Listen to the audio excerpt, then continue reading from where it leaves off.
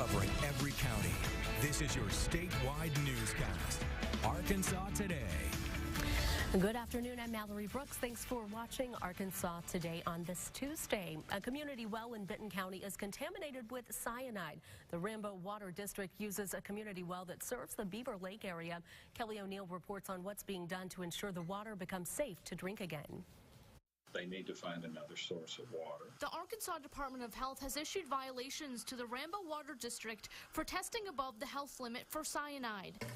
According to a Benton County Finance Committee report, the source of the contamination is unknown. The Federal Safe Drinking Water Act sets a maximum contaminant level of 0.2 parts per million for cyanide in drinking water. During a Benton County Quorum Court meeting last Thursday, the court authorized applying for a federal grant so a water line could extend from Benton County Water Authority to Rambo Water District. And that would be the best solution for them. They're not really trying to track what the source of the contamination is. Michael Kalagius attended the Quorum Court meeting and says this isn't the first time he's heard of a cyanide contamination in Benton County. Although he doesn't live in the affected district, he does have a house with a private well and is now searching for a way to test for cyanide. You have to find a private service that will test that water for you and let you know, and you have to let them know that you specifically want them to test it for cyanide, because cyanide doesn't naturally occur in these concentrations.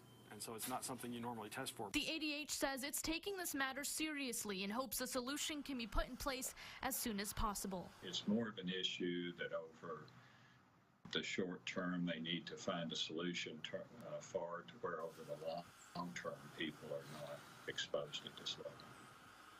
And the ADH says Rambo Water District has racked up several $1,000s worth of fines, but if an effort is being made and a solution is found, then those fines will likely not be collected.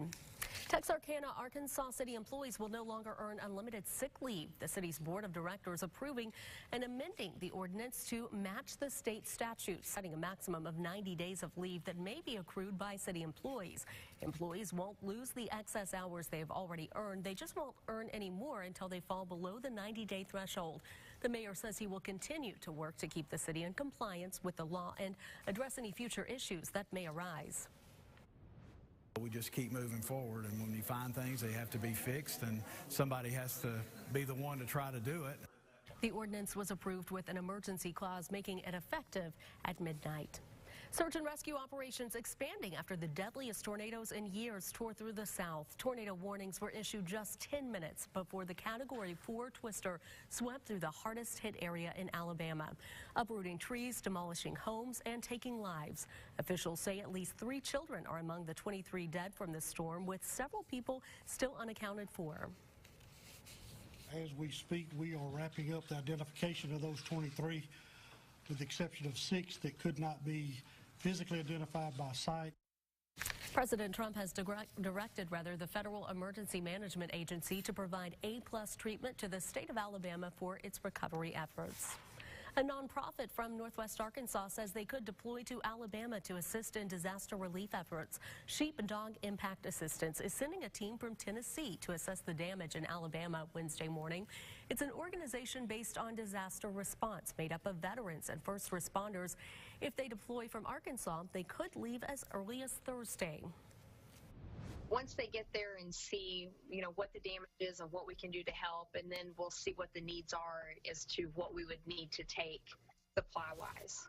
Most recently, Sheepdog assisted with Hurricane Michael disaster relief efforts in Florida.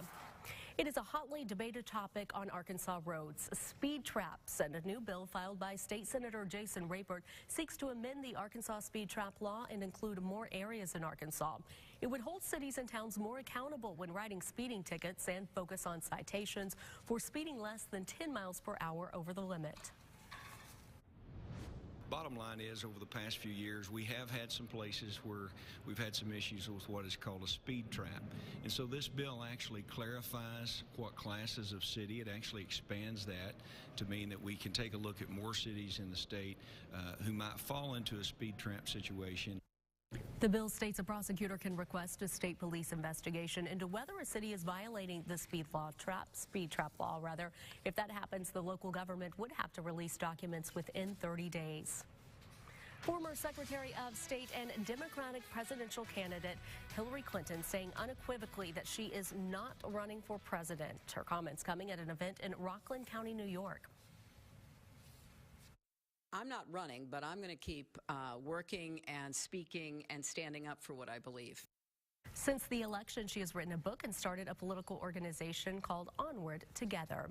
Taking a look back on this day in history, 1868, the impeachment trial of President Andrew Johnson began in the U.S. Senate, the first U.S. president to be impeached. He was accused of high crimes and misdemeanors stemming from his attempt to fire Secretary of War Edwin M. Stanton. The trial ended on May 26 with Johnson's acquittal. In 1955, Elvis Presley made his television debut on Louisiana Hayride, carried by KSLA-TV Shreveport. In 2002, President George W. Bush slapped punishing tariffs of 8 to 30% on several types of imported steel in an effort to aid the ailing U.S. industry.